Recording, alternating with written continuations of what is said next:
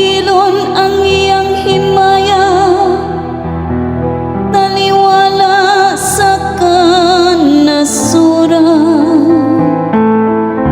taliwala sa tanang katawhan, ang iyang katingalahang mga buhat.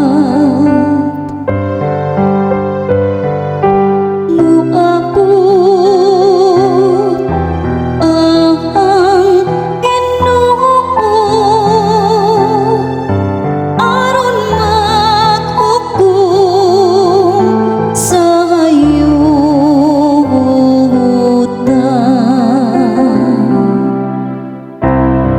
Kay dako ang Ginoo ug angay nga daykon pag-ayo, katahaan siya labaw sa tanahan nga Dios. Kay ang tanang mga Dios sa kanasuran, mga butang nga walay hinungdan, apan ang Ginoo maoy naghimo sa kalangitan.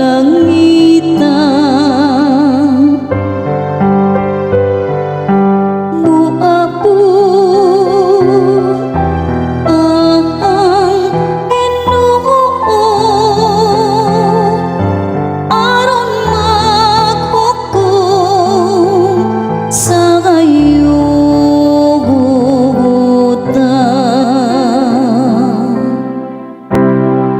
Maglipay ang kalangitan ug magsariya ang kayutaan, ang dagat ug ang nakapuno niini palanugan. Maglipay ang kapatagan ug ang tanan nga anaa kanila, unya ang tanang mga kahoy sa kalasangan mahagsariya. Muabot ang Ginoo aron maghukom sa hayutan.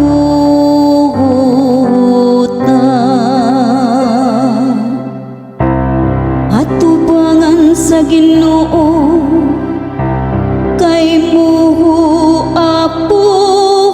siya, kay muabot siya aron maghari sa yuta. Harian niyang nga matarong ang kalibutan ug ang katawhan uban sa iyang kamak